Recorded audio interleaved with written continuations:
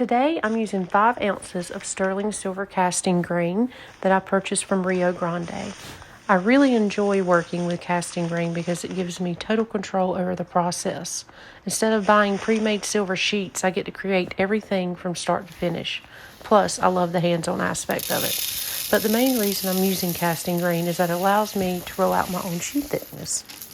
Next, I'm going to melt the casting grain using my Smith Acetylene and air torch, using torch tip number 2.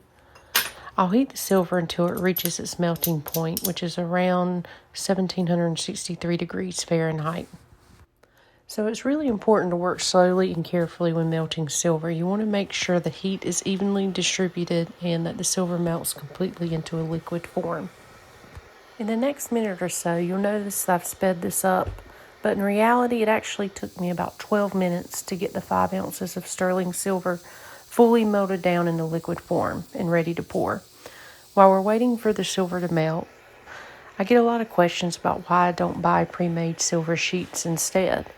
Well, when you buy pre-made silver sheets, you're limited to the gauge you purchase, which means you only get one thickness option in that one silver sheet.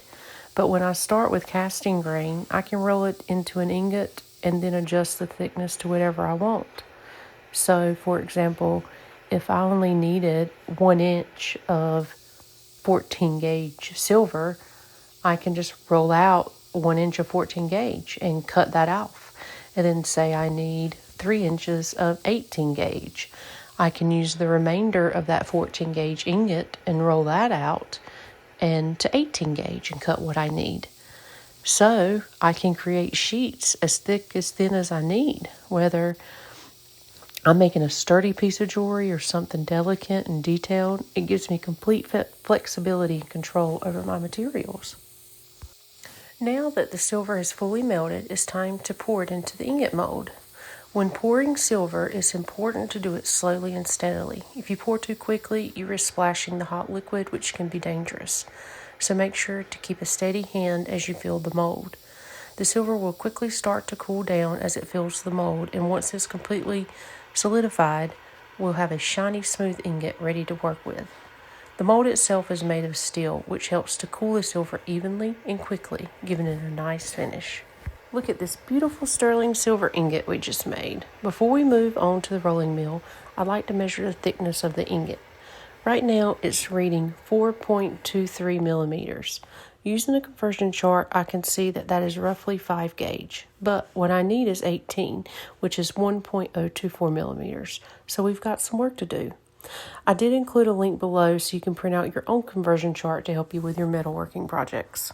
Now that we know the thickness, it's time to use my Pepe Tools electric rolling mill to roll this ingot into a sheet. I'm starting with a slightly wider setting on the mill and will gradually adjust the setting as we go to get the perfect thickness.